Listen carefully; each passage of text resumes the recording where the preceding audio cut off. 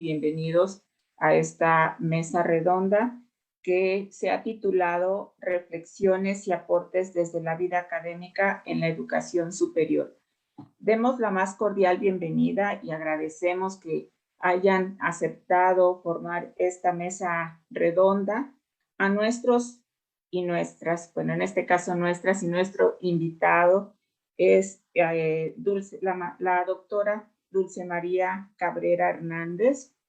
Ella nos acompaña de la Universidad Autónoma de Puebla, y la doctora Marta Edith Morales Martínez de la Universidad Veracruzana, la doctora Silvia Ivette Grapín Navarro, también de la Universidad Veracruzana, de nuestra facultad, y al doctor José Arturo Herrera Melo, también de nuestra facultad. Me voy a permitir hacer lectura de una breve, pero lamentablemente por cuestión de tiempo, ¿verdad?, de una muy breve descripción de su síntesis curricular. La doctora Dulce María Cabrera Hernández, ella es licenciada en Pedagogía con maestría en Educación y doctora en Pedagogía.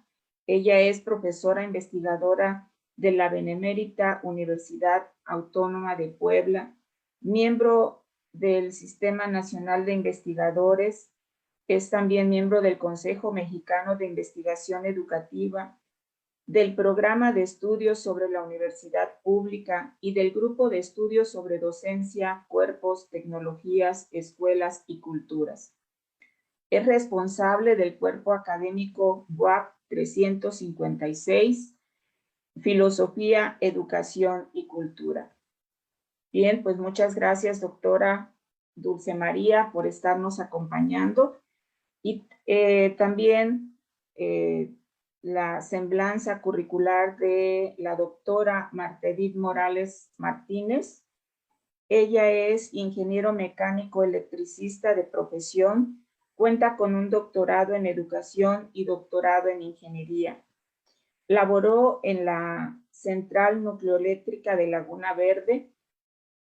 En la Universidad Veracruzana estuvo a cargo del Laboratorio de Automatización Industrial, coordinadora del diseño del Programa Educativo de Ingeniería Mecánica Eléctrica y coordinadora de la acreditación de los programas educativos de la Facultad de Ingeniería Mecánica Eléctrica de la Universidad Veracruzana. Cuenta con las certificaciones en gestión de mejora y tutoría académica de la formación dual.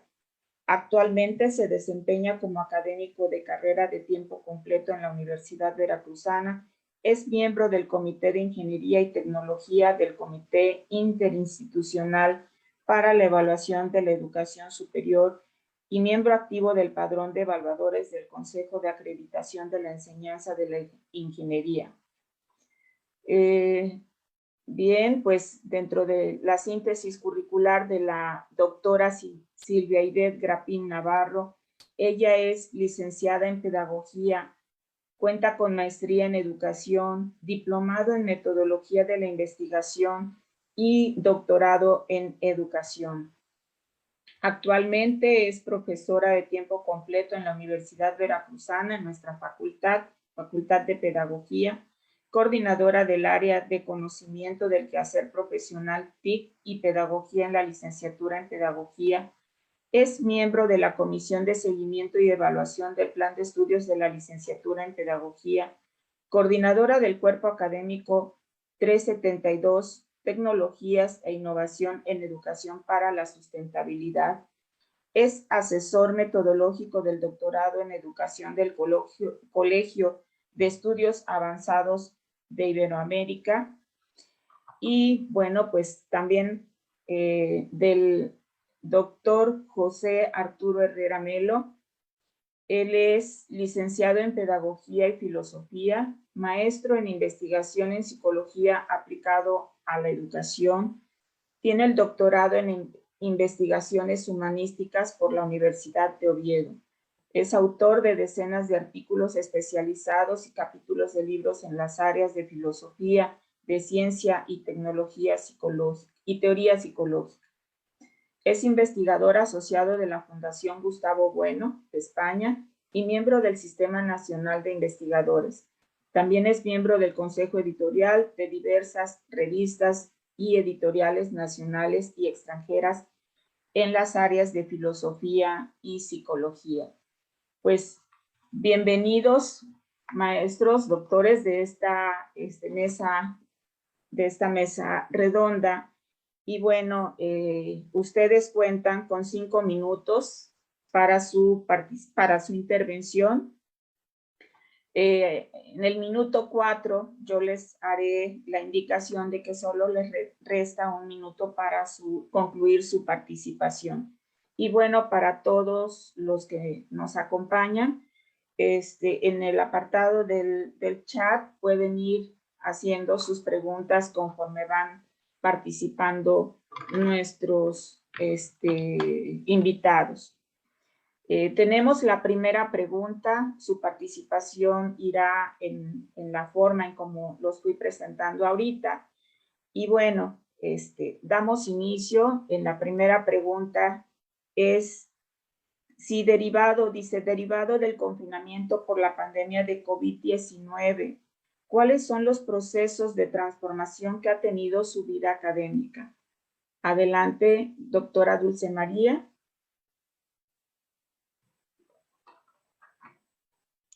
Gracias, buenos días a todas y cada una de las personas que se encuentran presentes. También agradecer la invitación a este evento por parte de las organizadoras y de la querida Universidad Veracruzana. En términos académicos, creo que no podemos desligar la vida académica de la vida personal. Entonces hay ahí siempre momentos en donde es muy difícil establecer una brecha y decir esto es personal y esto es académico. Entonces las transformaciones que se derivaron de la pandemia trastocaron nuestra vida completa, y creo que sí hay 2 áreas donde se transformaron mucho, fueron justamente en el área en donde esas 2 esferas se comparten, la personal y la académica. Las vidas familiares, por ejemplo, los horarios, las formas, la interacción fueron drásticamente trastocadas.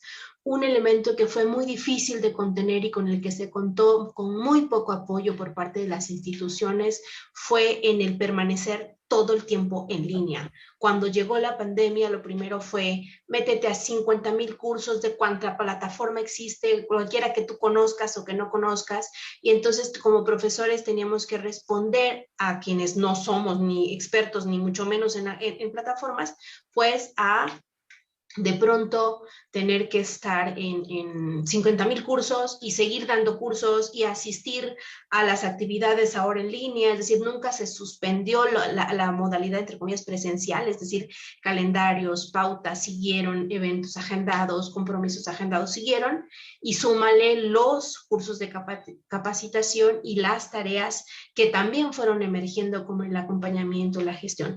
Creo que si uno de los espacios académicos más trastocados fueron nuestros horarios, de pronto se borró el tiempo que había que estar conectado en clase, y eso lo resintió mucho nuestra familia, ¿no? Entonces, hubimos algunos quienes personalmente lo que se transformó fue eso, ¿no? Nuestras familias también se dan cuenta que estábamos extenuados todo el tiempo en la computadora, y al mismo tiempo ellos hacían el legítimo reclamo por su tiempo. De pronto eso se trastocó mucho. Otro elemento que también se trastocó fue el cuidado y el autocuidado y la salud, en términos también académicos. Es decir, era increíble cómo en plena pandemia, como también sufriendo duelos, sufriendo pérdidas, había que estar permanentemente disponible y a costa de nuestra propia salud, de nuestro propio balance mental, emocional, personal, ¿no? Hubieron profesores que perdieron a personas queridas, ¿no? O que estuvieron alejadas durante mucho tiempo. Durante la pandemia no pudieron establecer contacto con sus seres queridos, y eso parecía que no importaba, ¿no? A las instituciones parecía que no les importaba. Había que estar, había que cumplir este mandato de nada se detiene, la escuela no se detiene, y las lógicas presenciales se llevaron a la computadora. Yo coincido con lo que decía el doctor Francisco Marmolejo. Sí hubo en algunos momentos como un déficit o una baja en la productividad académica de las profesoras, sobre todo aquellas profesoras madres, jefas de familia o encargadas de los cuidados, de los cuidados personales, de los cuidados familiares, ¿no? En una sociedad que tradicionalmente a las mujeres le ha asignado esa tarea. No quiere decir que los que no participaran colegas académicos, sí hubo colegas académicos varones, pues, que estuvieron también a cargo de los cuidados, pero sí se resiente mucho por la distribución de los tiempos, ¿no? Ese en particular no es mi caso, pero sí es importante decir que se nota esa baja, pero me parece que ese déficit en la productividad académica es de lo que más vamos a sentir las repercusiones en términos de evaluaciones, en términos de procesos de acreditación, cosas como el PRODEV, el SNI, incluso el PRODEV en los mecanismos de evaluación se recrudeció como si no hubiese habido pandemia, es decir, a ningún colega que se haya evaluado el año pasado en el SNI le hicieron alguna especie de consideración extra porque vivimos en medio de la pandemia, ¿no? Y aún así se crearon alternativas, podríamos decir, emergentes, ¿no? Se transformó, hubieron estancias de investigación virtuales, se potenciaron también contactos, vínculos, particularmente establecí contactos con grupos en el extranjero que no hubiera podido hacerlo de no ser trepada en esta ola de plataformas digitales. Entonces ahí hay como un contraste, o sea, nunca es una cuestión de blanco y negro, sino que hay bastantes matices, grises en el camino. Por un lado se perdían algunos espacios privados de la vida familiar, pero por otro lado también se ganaba mucha interlocución, mucha movilidad, mucho intercambio con colegas a través de plataformas. YouTube. Sí, gracias. Y maneras de irlo estableciendo. No sé si con esta parte contestaría a la pregunta. Gracias. Muchas gracias, doctora. Escuchamos ahora a la doctora Marta Edith. Muy buenos días a todos. Quisiera agradecer al Cuerpo Académico de Sustentabilidad e Innovación en Educación y Procesos Psicosocioculturales por la invitación a este segundo seminario internacional. Quisiera comentarles algunas reflexiones y aportes desde mi experiencia como par evaluadora, ya que estos procesos de evaluación de los programas educativos continuaron a pesar de la pandemia, ¿no? Ustedes saben que fuimos sometidos a evaluaciones de diversas instituciones a lo largo de todo el país, y quiero compartirles algo con respecto a eso, ¿no? En el 2020, de acuerdo pues a la UNESCO, en un documento que publicó en el 2021, hablaba precisamente sobre ciertos datos que sin duda alguna, pues sí son importantes y relevantes, ¿no? Por ejemplo, 202 millones de estudiantes fueron afectados a través del cierre de algunas escuelas, como sobre todo las particulares. La implementación de la formación en línea pues trajo consigo una brecha entre las diversas instituciones de educación superior, unas que poseían pues experiencia en cuanto al desarrollo, a las TICs, pues respondieron y se adaptaron de una forma muy rápida, ¿verdad? Pero otras fueron más lentas en su proceso. Estudiantes y maestros también, esto se pudo visualizar a lo largo de las instituciones de educación superior en ingeniería. Pudimos observar que estudiantes que contaban con equipamiento y maestros de igual forma, pero otros que no, o sea, no tenían ese recurso para poder afrontar esta educación en línea, ¿no? Esto sin duda alguna agudizó y nos hizo ver los problemas asociados pues a las tecnologías de la información y el conocimiento, ¿verdad? Ya que cada institución fue respondiendo de acuerdo a lo que tenía a la mano, ¿no? Por otro lado, también algo que se observó en la evaluación de los programas de ingeniería en el 2020 y 2021 fue la falta de la formación práctica en los ingenieros, ¿no? Hoy en día se han desarrollado muchísimas estrategias para responder de alguna manera a esta falta, ¿no? A esta área de oportunidad. Por otro lado, también las estrategias de evaluación con las que se contaban eran para cursos presenciales, para formación presencial, ¿no? Entonces, ahí también se estuvieron desarrollando diferentes estrategias para la formación en línea, ¿no? También otro factor era la pertinencia del programa educativo. Es necesario que se reinventen los entornos de aprendizaje. Sin duda alguna, la digitalización pues viene a ampliar y a complementar pues este proceso de enseñanza o estas modalidades de enseñanza, ¿no? Porque ya hoy en día está más que probado que todas las licenciaturas o todos los programas educativos a nivel de licenciatura se pueden ofrecer tanto en presenciales como en modalidad en línea o combinados, ¿no? Hay que flexibilizar las modalidades de formación, nos vimos obligados a ello como instituciones de educación superior, pero también aprendimos con la pandemia que la relación y la comunicación estudiante-profesor y profesor-estudiante es algo que sin duda alguna enriquece la formación del estudiante y pues esto pues requiere presenciabilidad, ¿no? Esa sería mi aportación por el momento. Muchas gracias, doctora Marta Edith. Y escuchamos ahora la intervención de la doctora Silvia Grapín.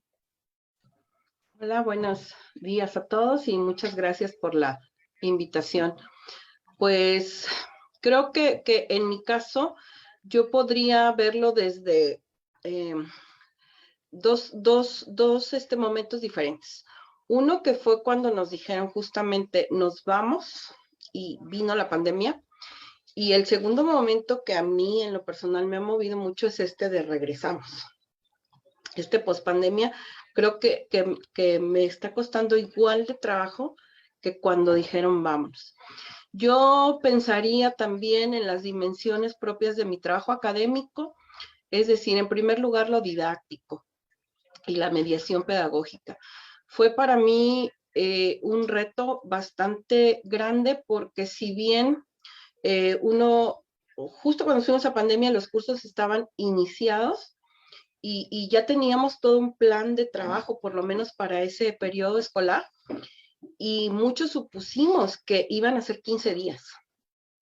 Entonces, sí fue confinarnos en casa y además hacer un replanteamiento de todos los cursos, en el caso de nosotros que tenemos una plataforma educativa, si bien ya estaban colgados nuestros cursos, fue realmente ahora hacer todo el montaje real por cada curso de manera inmediata, porque en realidad en los procesos presenciales uno lo iba ocupando muy poco esa plataforma.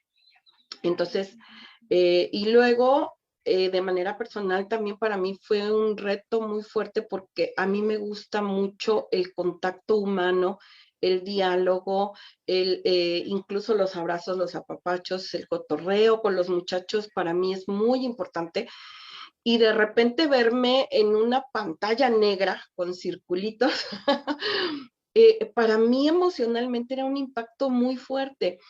Y yo sabía que los muchachos estaban ahí porque incluso ellos me los decían, pero efectivamente la brecha digital de la que hablábamos, o sea, que ellos hayan tenido que regresar a sus lugares de orígenes cuando la mayor parte de la población de nuestra facultad es foránea.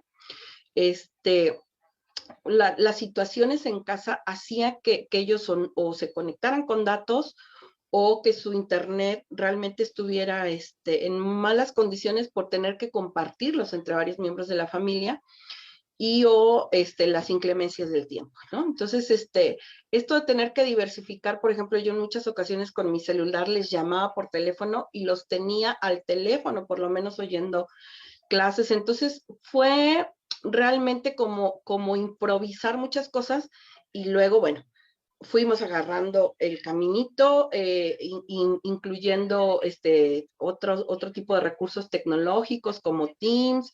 Nos fuimos adecuando todos. empezaron a migrar mis objetos académicos de mi cubículo hacia mi casa de todos ustedes. Yo transité por la casa como en 6 lugares diferentes para acomodarme, porque en casa somos 6 personas y 3 universitarios, mi esposo también profesor, y otra niña de secundaria. Entonces era el internet todo el día, todo el tiempo. Tuviste que contratar doble servicio, y luego ubicarlos para que no chocaran los audios, etcétera. Entonces, bueno, transité toda la casa hasta que todos nos quedamos ubicados con las computadoras, pero luego ahora viene el regreso. Y este regreso que fue también de decir, de un día para otro, dinos cómo va a ser tu curso, virtual, mixto o presencial. Y entonces dijimos, bueno, pues ya viene el regreso paulatino, pues híbrido, ¿no? Mixto. Y luego lo que esto implicó, porque uno no supo lo que puso ahí o qué implicaciones tenía, sino posteriormente nos dijeron, entonces ahora tienes que hacer clases presenciales, ahora tienes que hacer venir a los muchachos. Y como bien decía el doctor, el virus nos ha ido, ¿no? Lo estamos viendo en este momento. Tiene un mes más o menos que de manera constante los jóvenes que están acercándose aquí a la facultad y aquí al cubículo constantemente vienen enfermos. De hecho, ahorita aquí hubo gente que vino hace ratito y vienen enfermos y el virus sigue, ¿no? Y otra vez trasladar las cosas. Ahora yo no tenía cómo conectarme acá, el internet a veces está fallando, han ido los procesos así. En cuanto a la tutoría, los chicos, aquí, como los grupos son muy grandes, las tutorías son más grupales. Pero durante la pandemia se agudizó lo individual, ¿no? En cuanto a publicación y difusión, bueno, por las maravillas de la tecnología y todo, de hecho, hubo ocasiones en que hasta 2 o 3 reuniones al mismo tiempo, ¿no? Congresos virtuales, publicaciones virtuales, o sea, sí hubo cosas buenas en el sentido de que se pudo potencializar, pero efectivamente el desgaste físico, mental, visual, fue terrible, ¿no? Y emocional, porque también estaba uno en la incertidumbre de lo que socialmente estaba pasando. Entonces, sí hubo muchas afectaciones, como bien comentaba también la maestra Dulce, que obviamente pues estamos en medio de la complejidad y todo se fue cruzando efectivamente, ¿no? Entonces, pues sería mi participación ahí. Muchas gracias. Gracias, doctora Agrapín. Y bueno, para terminar esta primera ronda de preguntas, escuchemos al doctor José Arturo Herrera Melo. Adelante, doctor.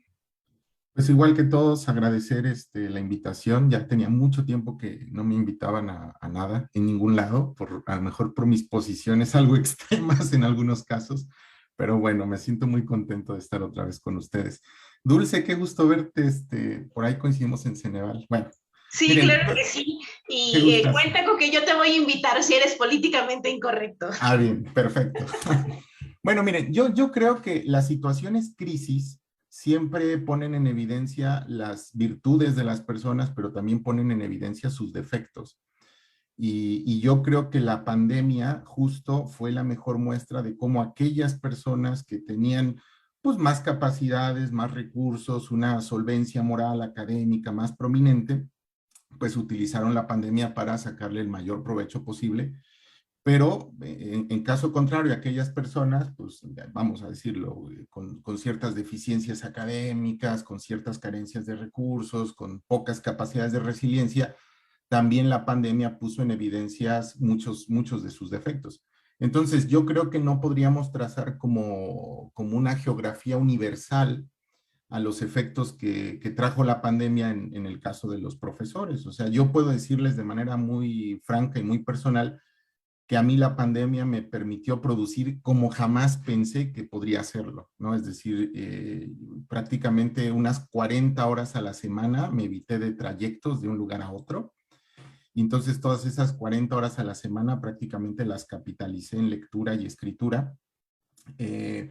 Y lo que me di cuenta es que también ese fenómeno pasó también con los estudiantes, es decir, aquellos estudiantes que tenían convicciones académicas más profundas fueron estudiantes que aprovecharon las ventajas de alguna forma que produjo la organización a nivel de pandemia, ¿no? Es decir, recuerdo mucho el testimonio de un estudiante que decía, maestro, es que yo para llegar a la escuela tenía que pararme a las 4 de la mañana y ahora con la pandemia, pues resulta que me tengo que parar 10 minutos antes y soy puntual.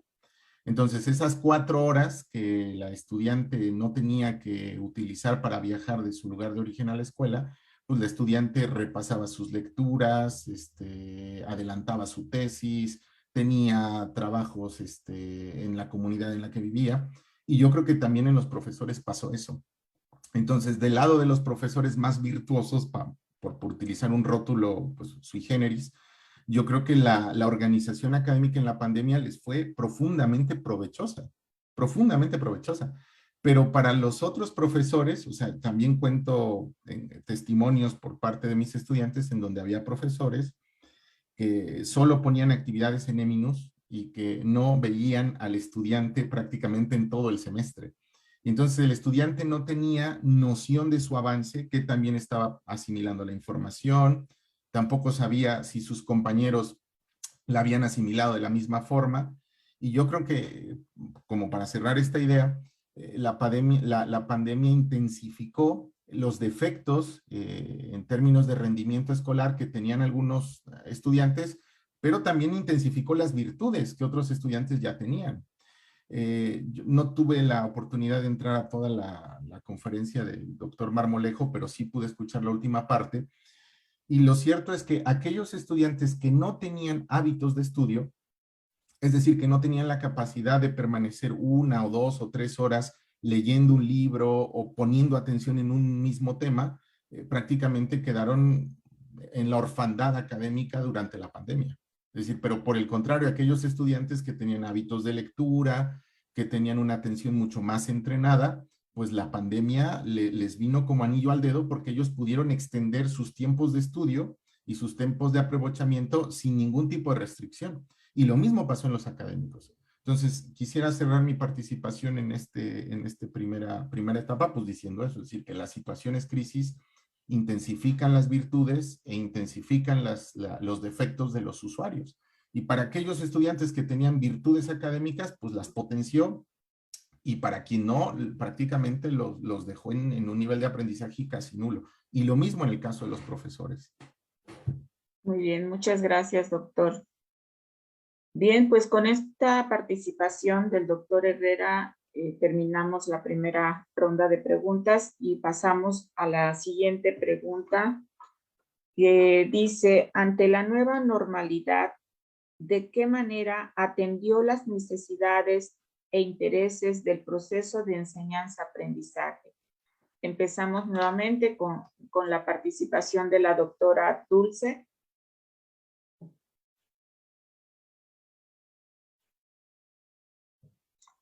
Muchas gracias.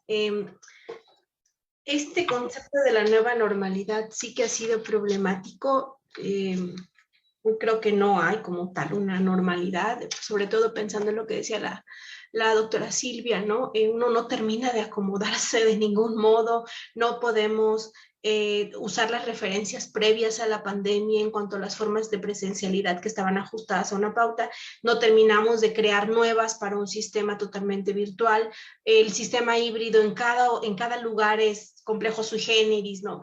Entonces, en este ejercicio de intentar acomodarnos, lo que creo que ha sido más importante, digamos, desde la intencionalidad pedagógica, porque los estudiantes pueden tener sus interpretaciones y trato de recogerlas lo más posible, pero hay algunos elementos, por ejemplo, respecto a los contenidos. Sencillamente no podíamos abandonar los contenidos y ya por la emergencia había que encontrar una manera de volverlos a enganchar, crear una infinidad de recursos. Hay gente que es muy creativa, que maneja las plataformas excelente, que les ponía un Kahoot, les pone un video y qué bueno, ¿no? Digamos, pudieron seguir con la pauta de contenidos. En mi caso, más que el proceso de enseñanza-aprendizaje, a mí me preocupaban los chicos.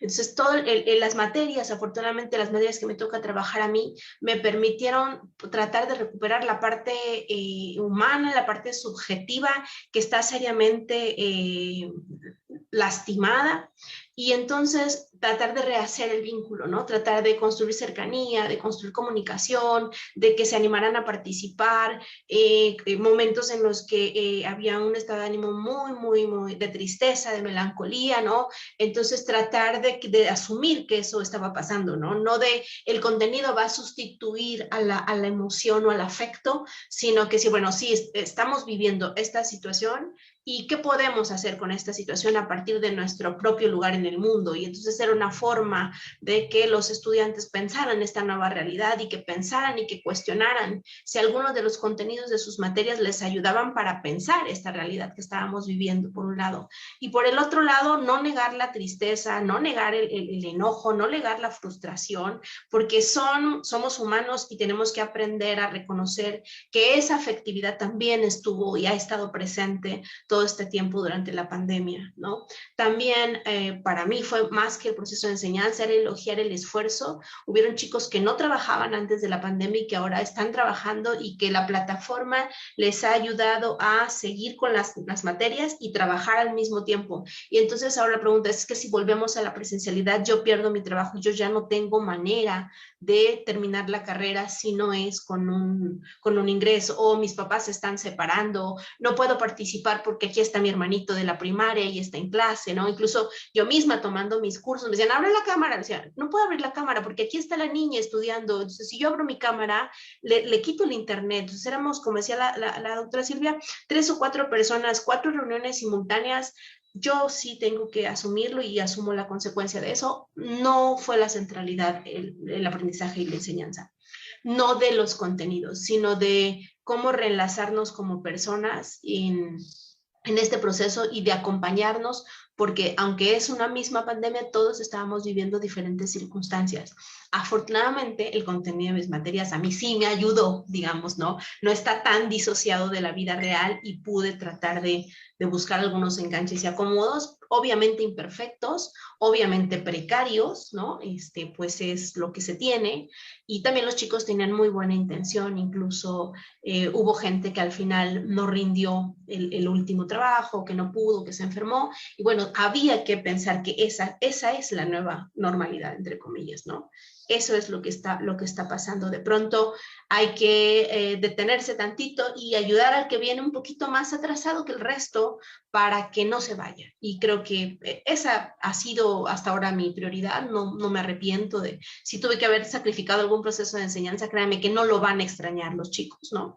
Están en otra condición, están muy vulnerables, muy sensibles, y creo que nosotros, como esta generación de enganche, nos toca tender el puente para que terminen la carrera, para que continúen, para que imaginen un escenario en el que ellos mismos en estos 2 o 3 meses ya están a punto de insertarse al mundo laboral. O sea, la pandemia les consumió media carrera a muchos, otros egresaron en el pleno pico de la pandemia, y entonces nos toca imaginar futuros juntos, ¿no? Gracias.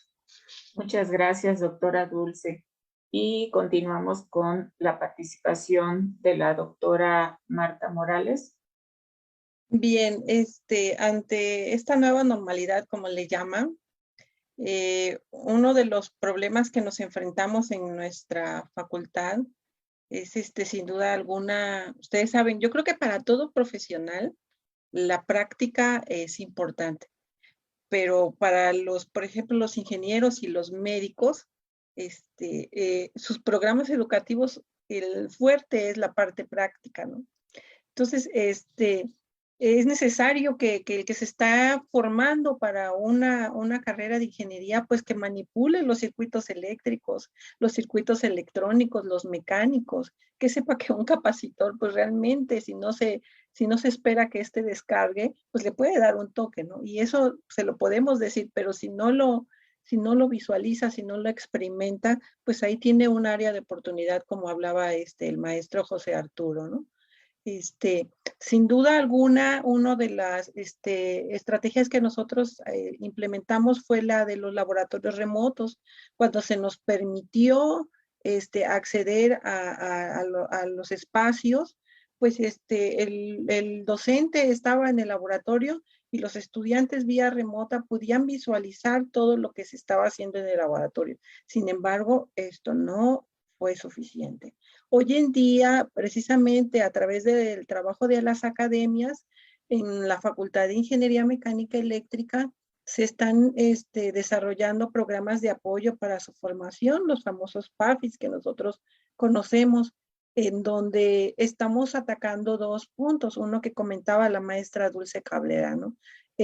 Hacer un diagnóstico de cuáles son esos conocimientos que requieren de fortalecimiento, y el más fuerte para nosotros, que es el grueso de los PAFIs que estamos desarrollando ahorita en estos intersemestrales, es la parte práctica, ¿no? Que el estudiante nos diga, se hizo un diagnóstico de cuáles son esas prácticas que no fueron suficientes a través del uso de los simuladores o del uso de los laboratorios remotos, y que ellos requieren fortalecer, ¿no? Entonces, pues ahí se están ofreciendo son alrededor de 15 programas para, conformados para estudiantes de iniciación, intermedios y los próximos a egresar, ¿no?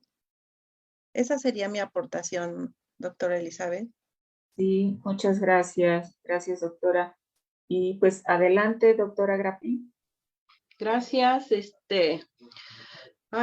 No me gusta mucho la palabra nueva normalidad, pero bueno, así es como se ha usado, ¿no?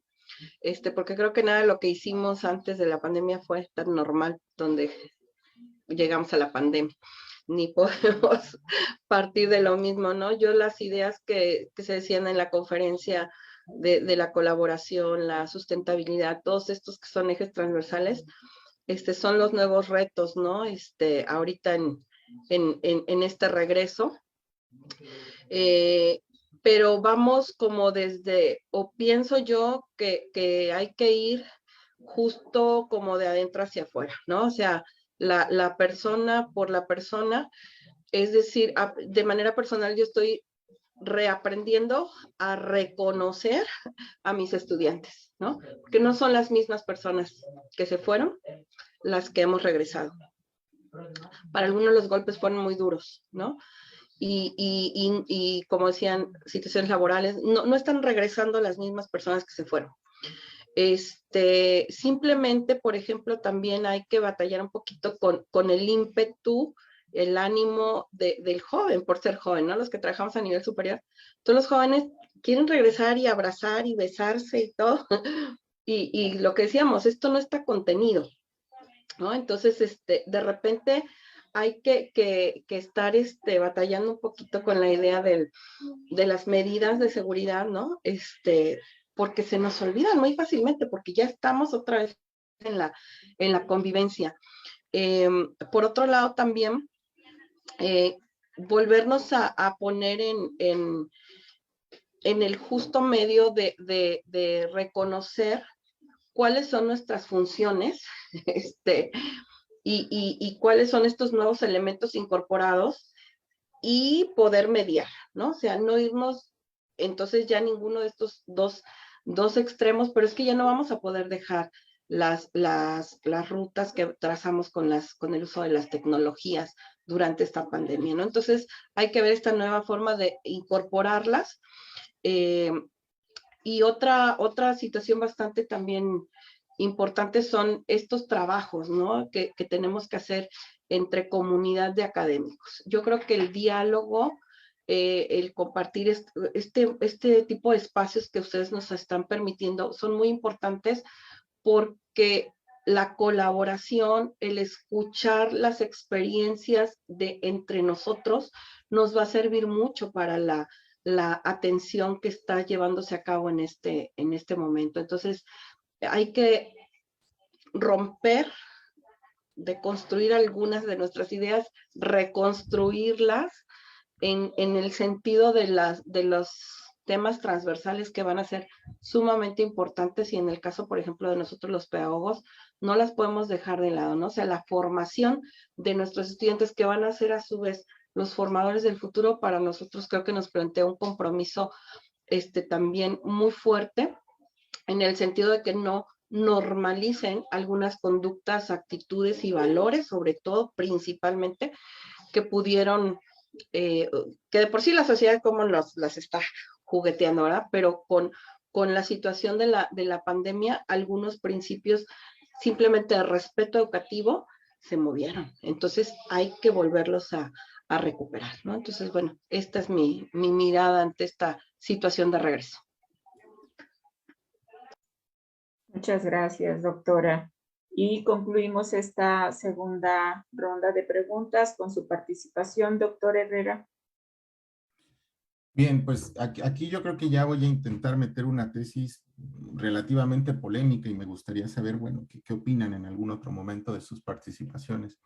O sea, yo creo que a lo largo de la historia de Occidente ha habido ciertas instituciones que han sido canónicas. Y me pongo a pensar, por ejemplo, en la Iglesia Católica en la Baja Edad Media, es decir, el sentido de la vida del individuo promedio era un sentido de vida completamente regulado por la dogmática y la liturgia cristiana. Y bueno, ya sabemos que cuando llega la Reforma Protestante y bueno, todo lo que ya sabemos, esa institución empieza de alguna forma a diluirse paulatinamente sin que las propias personas se vayan dando cuenta de cómo esa potencia normativa va diluyéndose al paso del tiempo. Y pensemos también en la institución de la familia, por ejemplo. La familia, no sé, en las sociedades norteamericanas de los años 20, 30 o 40, se convertía en un canon, ¿no? La propia noción de felicidad que implicaba en los años 30 o 40, ¿no? Tener casa, perro, vacaciones, auto, trabajo seguro y 2 hijos bien vestidos y bien comidos para celebrar el Día de Gracias un domingo o qué sé yo. Pero la propia idea de familia a lo largo del tiempo ha ido diluyéndose, devastándose, y yo creo, y aquí es donde viene como la posición hasta cierto punto polémica, que la universidad y la educación superior durante mucho tiempo funcionó como una institución social canónica que regulaba la vida de las personas. Es decir, las personas, pónganse a pensar, por ejemplo, en las cátedras de Heidegger en la Universidad de Friburgo, o pónganse a pensar, por ejemplo, en los grandes catedráticos de Stanford, de Yale, de Harvard, de los años 30 o 40 en Estados Unidos, y te vas a dar cuenta que la universidad era una institución canónica que reglamentaba perfectamente la vida de los individuos. Bueno, a mí me parece que la pandemia ha puesto en evidencia que estamos frente a una nueva comprensión de lo que significa la educación universitaria. Y yo no estoy tan seguro que esa nueva comprensión sea algo positivo.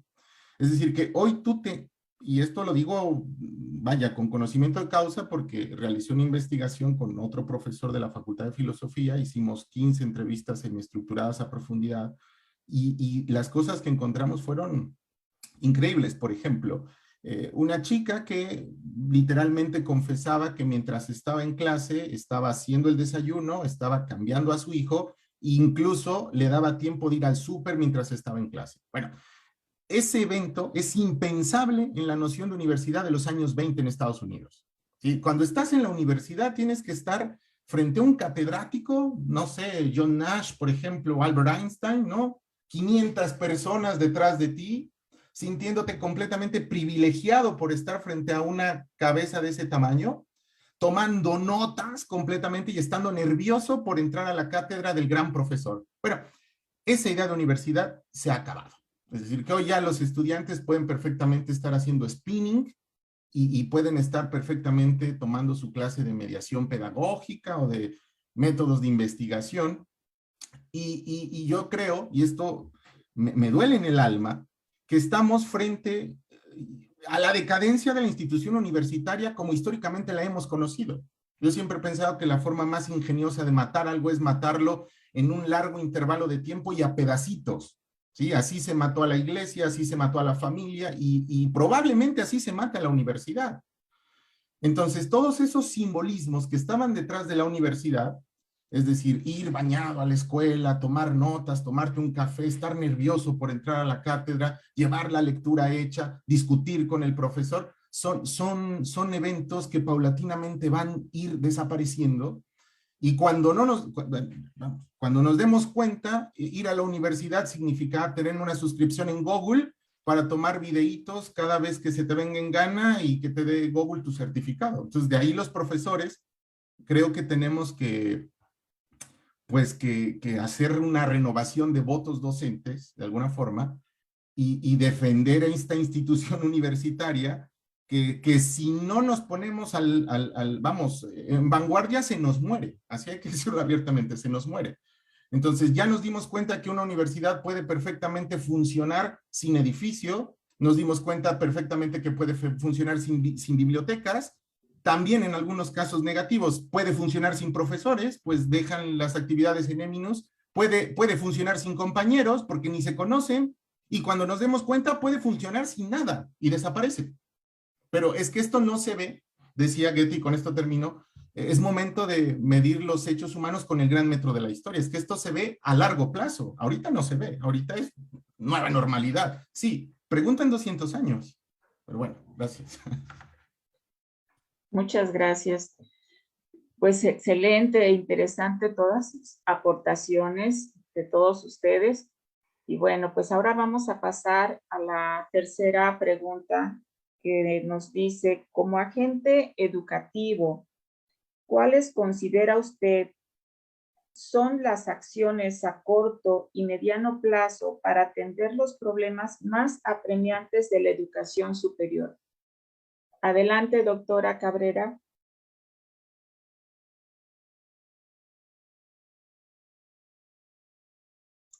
Muchísimas gracias. Bueno, es una pregunta que todos nos la hacemos y que seguramente será muy difícil contestarla, y sobre todo en esos términos, ¿no? Corto, mediano, largo plazo, que es una terminología que viene de la gestión y que ha invadido casi todo, ¿no? La medición, hay que planear, hay que organizar, no hay que dejar un espacio vacío, ¿no? Y a mí me gustaría responder a esta pregunta de lo que es lo más apremiante para la educación superior, dándole cuerda a Arturo, porque pues qué más, ¿verdad? Creo que sí, la universidad tiene que cambiar. Ha cambiado, lento, muy lento. Yo creo que yo soy de la tesis de que la universidad es una institución que cambia muy despacio. A estos rituales en las tesis doctorales, tesis de 500 hojas, 4 horas de exámenes, masacrando al estudiante porque tiene que demostrar, por favor. Eso viene de, y sigue, ¿no? Hay cambios, sí, sin duda. Esto de la teleuniversidad, ADO tiene una universidad, Oxford tiene una universidad, LG tiene una universidad, claro, porque tiene que ver con el capitalismo académico. Entonces, ¿a qué le podríamos hacer parada? Al capitalismo académico, a ver, a los chicos sí les va a servir que Google les certifique algo, porque lo primero que les piden es una enorme lista de cuántos cursos has ido, cuántas técnicas sabes, qué autores recitas mejor. Entonces, mientras eso sigamos en la vida académica, que no es la vida laboral necesariamente, si en el mundillo académico seguimos creando una lista interminable de quién es el académico perfecto y de cuántos cursos tiene que haber dado y cuántos idiomas habla y todo, no, pues ahí tenemos una lista tremenda de cosas que hay que ponerles parada, ¿no? ¿Por qué? Porque los chicos están de alguna forma siguiendo ese canon.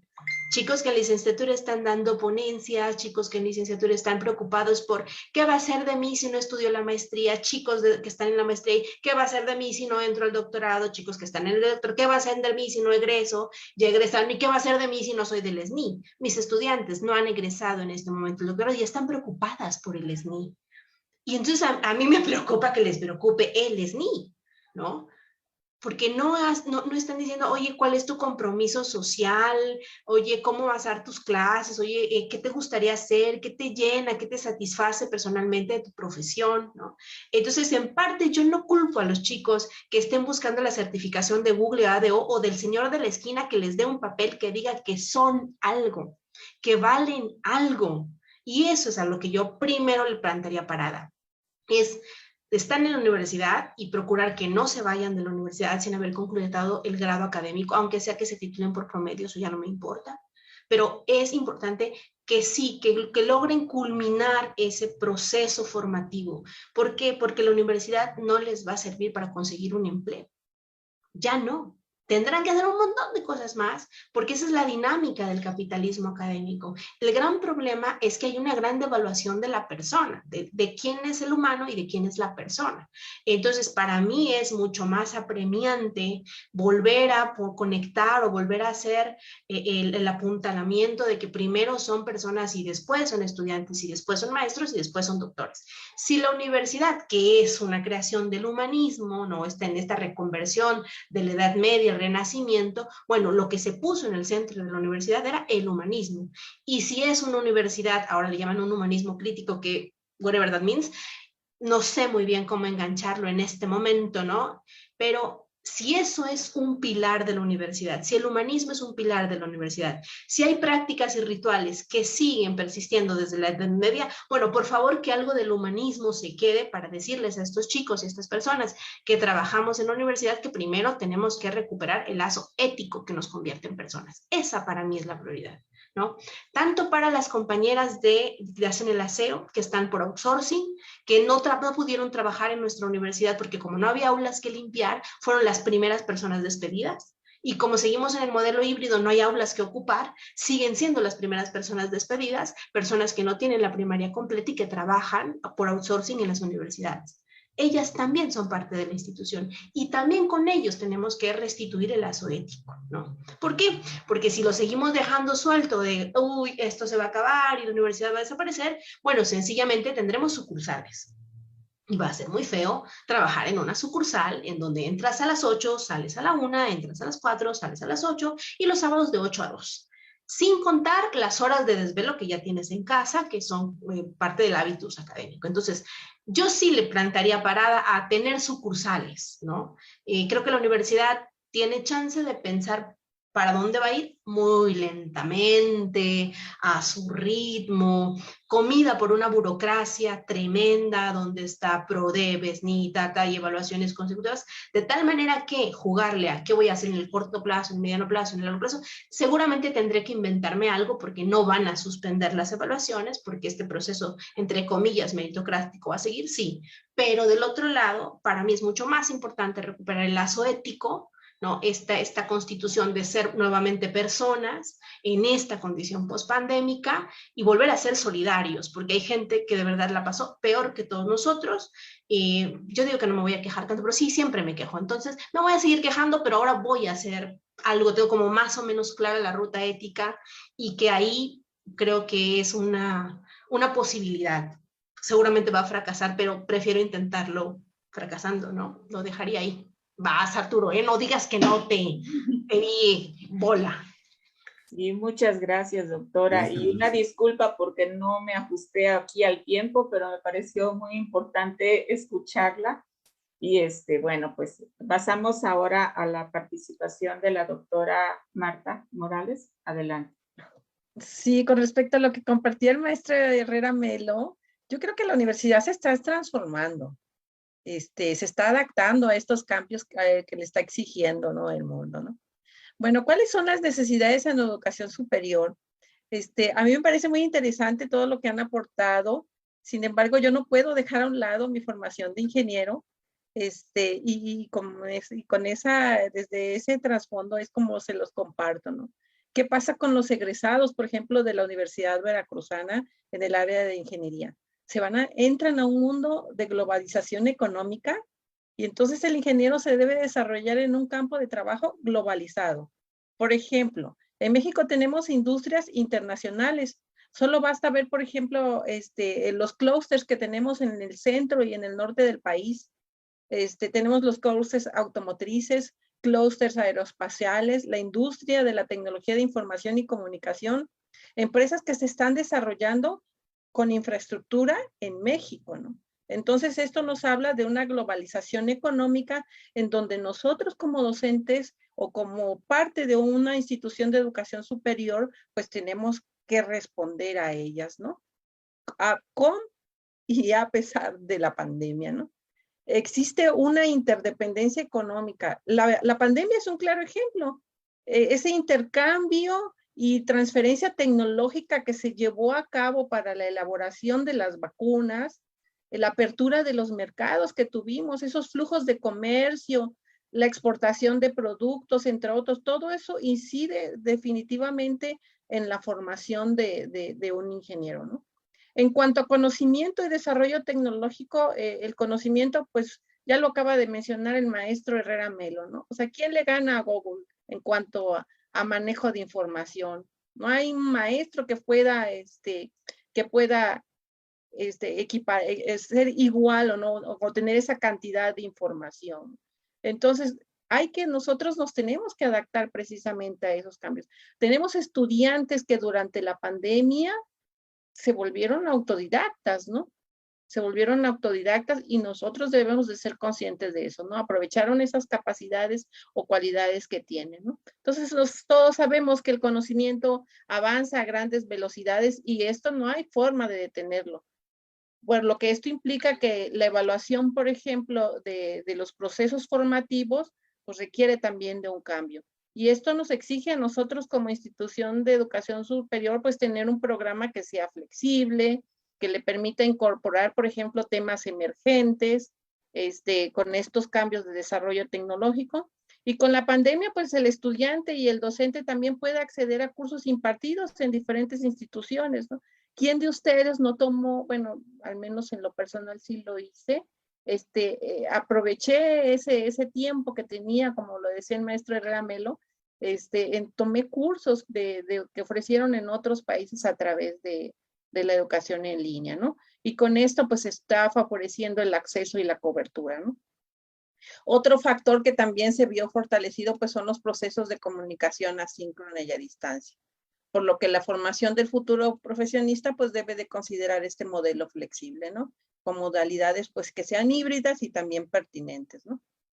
Bueno, una parte que siempre que he dicho y que en los trabajos y los proyectos que les encargo a los estudiantes, pues es no dejar a un lado la Agenda 2030.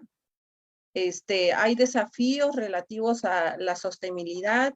Las instituciones de educación superior, pues debemos de considerar estos objetivos como ejes transversales dentro del proceso de formación, en este caso, pues muy personal, muy particular del ingeniero, ¿no? Estos problemas u objetivos tienen relación directa con cualquier carrera del área técnica, como son el agua, las ciudades sostenibles, industria e innovación. Es decir, la sostenibilidad es un factor que debe atenderse en el proceso formativo de cualquier profesional, ¿no?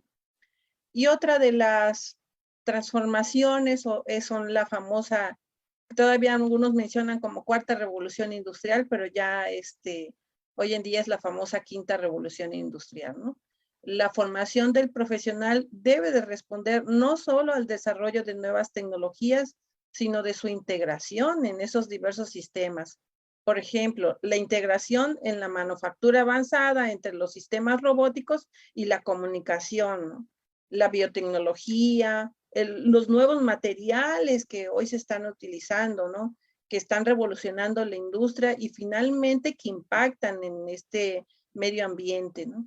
El uso de las energías, esta quinta revolución industrial está demandando competencias del profesional que responda precisamente a estas necesidades. Muchas gracias, doctora Alejandra. Bien, gracias, doctora. Adelante, doctora Silvia Grapín. Gracias. Bueno, creo que asumirme como un agente social es una parte natural de mi profesión y creo que asumir también el reto que implica este rumbo formativo de otros profesionales, siempre ha sido complejo, ¿no? Y hoy con todo lo que se ha incluido lo es más, pero yo de manera personal siempre le he apostado a la situación persona a persona. A mí me ha funcionado. Es decir, me interesa mucho conocer a cada uno de mis alumnos, quiénes son, qué sienten, qué hacen, quiénes son sus familias, cuáles son sus valores y sus ideologías e incidir en ellos desde quienes son ellos mismos hacia lo que estamos tratando un poquito de compartir. Yo creo que en mi caso muy personal, considero que, o nunca me he planteado meta cambiar el sistema. Quiero cambiar mi entorno y lo hago. Cambio el mío. Y la gente que está alrededor de mí ve lo que yo hago y se me acercan, ¿no? Y me buscan y me invitan y me preguntan, empezando por los muchachos, ¿no? ¿Por qué? Porque hay algo diferente. Yo no sé si sea muy bueno, muy malo, muy llamativo, ¿no? Simplemente es un poquito guardar la congruencia entre lo que pienso, digo, siento y hago. Y busco eso, ¿no? Reflejarlo en mi persona primero y en los que están a mi alrededor e incidir desde esta parte personal. Y eso se va viendo y va creciendo, ¿no? Hoy en día tengo la enorme satisfacción de ver cómo muchos egresados, mucha gente que ha sido mi estudiante, me dice, me da mensajes muy reconfortadores y yo digo, no, tuve 100 a lo mejor, ¿no? En una generación y fueron 2, fue 1, pero ese es el factor, ¿no? Entonces, es irnos de a poquito. No pretendo yo cambiar a todo el mundo, ni a toda la comunidad estudiantil de pedagogía, ni a todos mis compañeros maestros, pero con uno que yo toque, y se vaya haciendo este trabajo a donde él llega a laborar, a su familia, a sus relaciones interpersonales, yo me doy por bien servida. Entonces, sé que vamos luchando contra muchas cosas y el reto lo tengo de manera personal principalmente. No puedo bajar la guardia en mi formación, no puedo bajar la guardia en mi comunicación, no puedo bajar la guardia en seguir tratando de trabajar con lo que tengo, desde donde lo tengo y con la responsabilidad que debe ser. Es decir, aunque vengan estos cambios, yo tengo una responsabilidad de mi función docente. Y si yo no la cumplo, o sea, si soy la primera en cumplirla, eso se nota. Y también se va proyectando, ¿no? Y también se copia. Entonces, si la gente fuéramos congruente con lo que tenemos que hacer y lo hiciéramos bien, creo que el factor de reproducción de estas buenas acciones, ¿no? Se iría. Y no hablo de ser buenos de bondad, sino hablo de realmente simplemente cumplir con lo que nos toca. No tendríamos por qué no formarnos, no tendríamos por qué no atender bien a nuestros alumnos, no tendríamos por qué no hacer bien el trabajo de academia, no tendríamos por qué no impulsar a nuestra universidad, a nuestra facultad, de la internacionalización, la sustentabilidad, todos estos retos. Y se puede, o sea, digo, creo que aquí tenemos muchos ejemplos, aquí hay muchos académicos y estudiantes que lo están mirando y lo están haciendo. Entonces, yo digo que basta con mostrar de manera clara cuáles son estos caminos y que no se sienta uno con tanto discurso apabullado, ¿no? Así, entonces ahora tengo que sacar esto, y esta otra función, y esta. Con que hagamos lo que nos toca, se van a ir vinculando y vamos a ir haciendo las redes necesarias. Pero habría que ser congruentes, en primer lugar nosotros mismos y luego con la formación de nuestros estudiantes. Esa es mi experiencia personal, no digo que así tenga que ser para todos. Gracias. Muchas gracias, doctora. Y concluimos nuestra ronda de preguntas con la participación del doctor Herrera Melo. Bien. Bueno, antes de iniciar quisiera hacer como un guiño polémico a Dulce y a Ana Laura por ahí que estaban escribiendo algo interesante en el chat. O sea, yo creo que efectivamente la universidad se está transformando, pero sí creo que es un error suponer que toda transformación tiene que ser asociada con algo positivo o cualitativamente superior. O sea, en los años 30, en la adolescencia no había suicidio, ni anorexia, ni trastornos alimenticios. Y decir, bueno, es que en la adolescencia se ha transformado, hoy las adolescentes tienen bulimia, anorexia y se suicidan. A mí me parecería ser que sería un error entender estos cambios solamente como transformaciones positivas. Entonces, una transformación tiene necesariamente que analizarse desde tamices más amplios, es decir, si esta transformación es cualitativamente superior o positiva, o es cualitativamente inferior o destructiva. Entonces, ¿quién no quisiera tener los carros de los años 20, ¿no? Y te compras un automóvil 2022 y una bicicleta lo dobla. Y un Ford de los años 20, bueno, no lo doblaba nadie. Y decir, bueno, es que los autos se han transformado, no es que se hayan descapitalizado, me parece que es un error. Entonces, yo creo que las transformaciones, y esto, vamos, esto no lo digo yo, esto lo demuestra la biología evolutiva. Es decir, todos los órganos del cuerpo y las especies animales están determinadas al deterioro, la evolución o la descapitalización. Entonces, no creo que toda transformación tenga que ser evaluada positivamente. Eso es lo primero que diría. Ahora, respecto de las misiones o de lo que tendría que ser la universidad en el presente, yo creo que aquí sí voy a ser muy contundente. Yo creo que la misión de la Universidad Mexicana y Latinoamericana está completamente errada. Es decir, aquí voy a citar a Pedro Ferrer, en ese canónico libro de 1973, La Universidad de Examen, y Pedro Ferrer te dice, hay varios modelos de universidad. Dentro de estos modelos está el modelo estadounidense, cuyo principio de organización es el desarrollo tecnocientífico. Está el modelo germánico, cuyo modelo de organización es el descubrimiento de las verdades científicas. Está el modelo inglés, que es la formación del buen hombre. Y cuando Pedro Ferrer repara en el modelo de universidad latinoamericana, ¿saben qué dice? Que el modelo de universidad latinoamericana tiene como finalidad restituir la dignidad perdida por haber sido pueblos conquistados. Y yo creo que muchas universidades latinoamericanas, porque esto no es exclusivo de México, es decir, esto te lo encuentras en Bolivia, en Venezuela, en Perú, en El Salvador, en Guatemala, las universidades latinoamericanas no han entendido, a mi juicio, la misión que tienen como, si me permiten la metáfora, como cerebros de su sociedad. Entonces, la universidad, a mi juicio, tendría que convertirse como el epicentro de los desarrollos tecnocientíficos y de los desarrollos sociales de la sociedad que está teledirigiendo.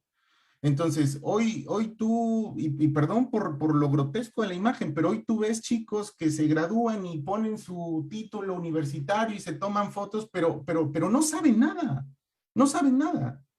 Y tristemente, la universidad de alguna forma ha sido cómplice de darle a la universidad una función que quizás no le corresponda tanto.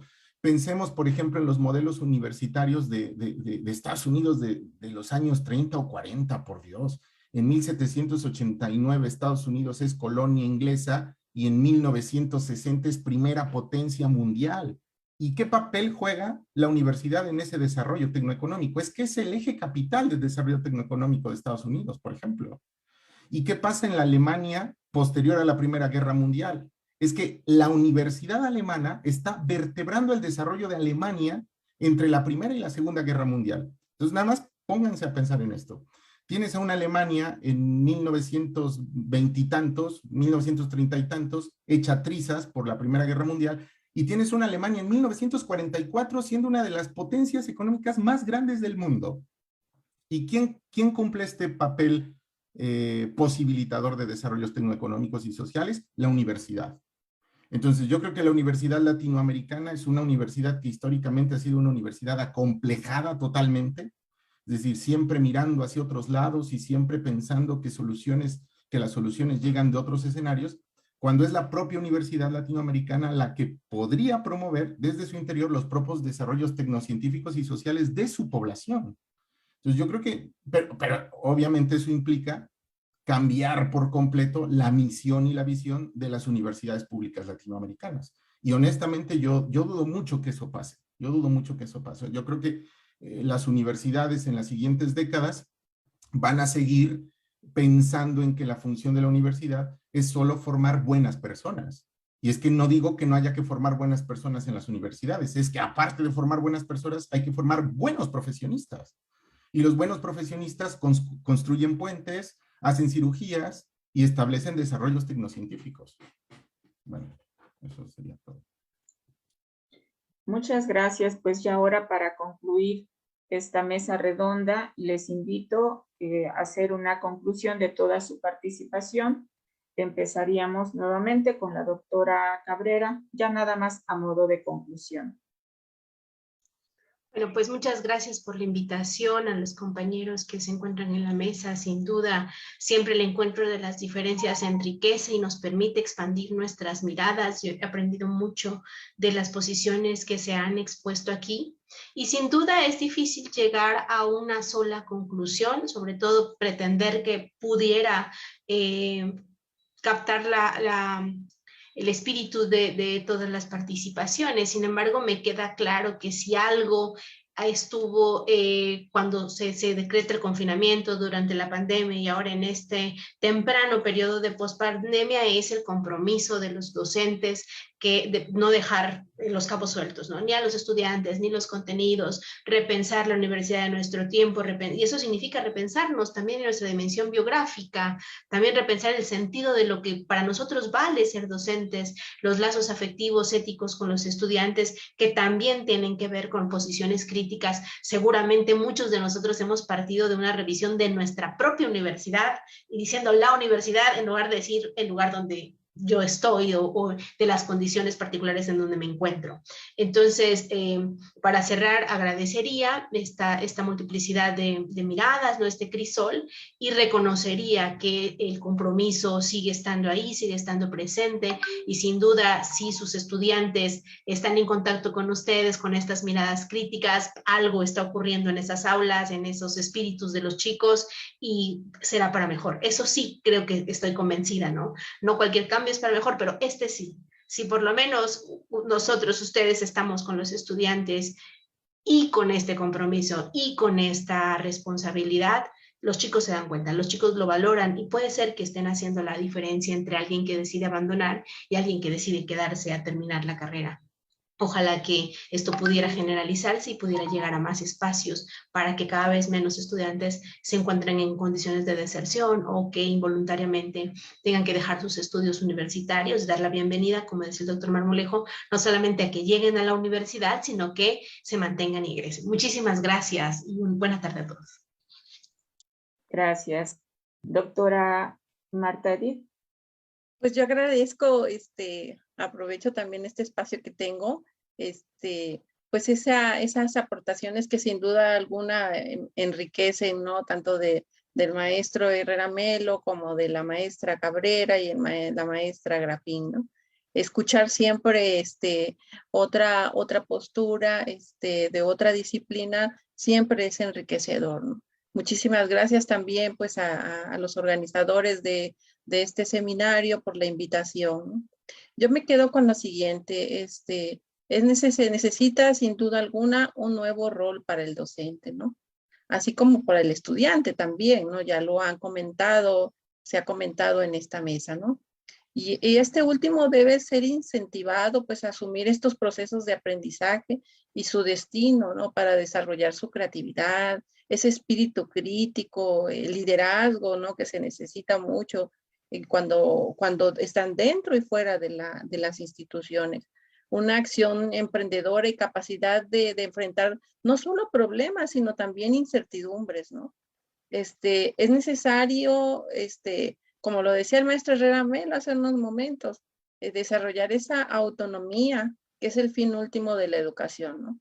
Que es posible esta autonomía cuando se aprende a aprender y a desaprender también, dice, para aprender pues a lo largo de la vida, ¿no?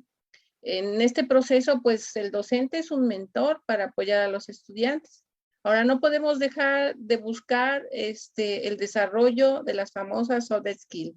Les quiero compartir que del 2020 a la fecha, evalué alrededor de 12 instituciones educativas de procesos de enseñanza de la ingeniería y instituciones muy reconocidas en nuestro país y otras instituciones que no tienen tanto reconocimiento, ¿no? Y todas, los empleadores comparten lo siguiente, ¿no? Hay que buscar el desarrollo de las famosas soft skills. Sus egresados en ese entorno se desarrollan muy bien en cuanto a las habilidades de las disciplinas, pero presentan un área de oportunidad en las famosas competencias blandas, ¿no? Hay que discutir estas competencias blandas y su impacto en los currículos y sus modelos de evaluación, ¿no? Hay que enseñar, por ejemplo, a los estudiantes, formar más bien a los estudiantes en el diseño de las ingenierías, en el desarrollo de las habilidades críticas, lo que comentaba la maestra Dulce, ¿no? Con altos estándares éticos y con una responsabilidad social, ¿no? Pues eso es todo y muchísimas gracias. Gracias a ti, doctora. Y adelante, doctora Grappin. Gracias. ¿Qué podría yo concluir de todo esto? Bueno, que finalmente el espíritu de la universidad es este, ¿no? Las diferentes miradas, los diferentes conocimientos, los diferentes diálogos, los diferentes discursos. Y creo que finalmente, si todos tenemos muy en claro este trayecto, o sea, totalmente de acuerdo con Arturo, o sea, no podemos dejar de ver y de conocer cómo han sido todas estas situaciones histórico-académicas. No podemos dejar de un lado el conocimiento propiamente que nos han dejado ya los grandes pensadores, es decir, realmente las voces nuevas no nos están más que diciendo con otra terminología cosas que ya deberíamos saber, ¿no? Y que deberíamos poner en práctica.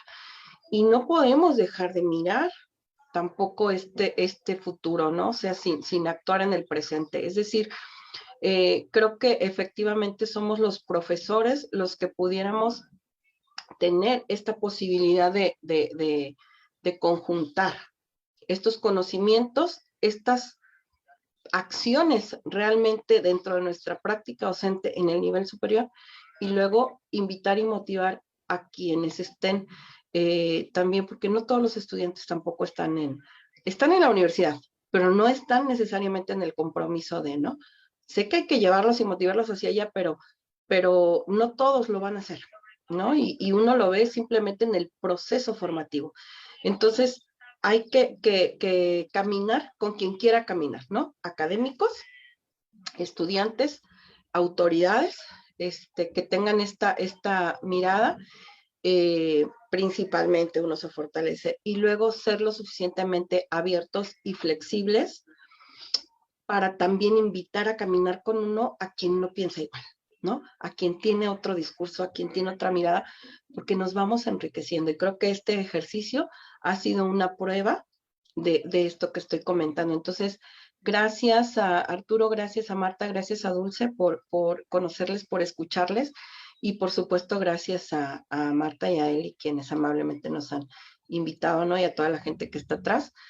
Muy agradecida por la invitación y ha sido muy enriquecedor desde la primera conferencia hasta este momento de diálogo. Gracias, doctora. Adelante, doctor Herrera. Pues yo quiero felicitar nuevamente a la doctora Marta Elba, la verdad, muy agradecido por la invitación y por su siempre trabajo impecable. De veras que es una académica de la cual uno aprende mucho. A ti también, Eli, a las conversadoras con las que tuve también la oportunidad de dialogar, también muchas gracias. Y yo quisiera nada más terminar con una idea, pues que ya hemos dicho, pero a lo mejor con un matiz un poquito distinto. O sea, la universidad tiene que ser un espacio de discusión, de crítica y de diversidad. Pero yo creo que más que las diferencias deban ser como reconocidas y toleradas, las diferencias tienen que ser superadas. El mejor ejemplo de la superación de las diferencias lo tenemos, por ejemplo, en el proyecto de hispanización a partir de 1492. Es decir, el Imperio Español pudo muy bien comportarse como el resto de los imperios de la época, ¿no? Es decir, por allá están los indígenas, por allá están las castas más poderosas y por aquí estamos nosotros y que cada quien tenga su mundo separado uno del otro. No, el proyecto de cristiandad español lo que hizo fue superar las diferencias. Entonces yo creo que la universidad, más que saber que existan diferencias de perspectivas, tiene que integrarlas. Y mientras las diferencias no se integren, yo creo que la universidad nunca va a poder progresar. Entonces, pues me iría solo diciendo estas dos conclusiones, es decir, a mí me parece que la misión y la visión de la universidad mexicana y latinoamericana en las siguientes décadas necesita cambiar forzosamente, porque si no la inercia del cambio la va a llevar a lugares hasta cierto punto penosos o deplorables. Y la única forma, considero yo, en la que esta universidad pueda revivir su vocación de transformadora social es a partir no del reconocimiento de las diferencias, sino de la integración de las diferencias, ¿no? Hoy que se ha puesto tan de moda la interculturalidad, la multiculturalidad, la diferencia de perspectivas, se puede correr el riesgo de suponer que diferencia de perspectivas significa este es tu mundo y este es mi mundo y quédate con tu mundo y me quedo con mi mundo y lo respeto. No, es que me parece que hay que ir un paso más adelante. Y el paso más adelante significa diluir las diferencias a partir de su integración. Pero bueno, eso sería todo y muchas gracias a todos por su asistencia.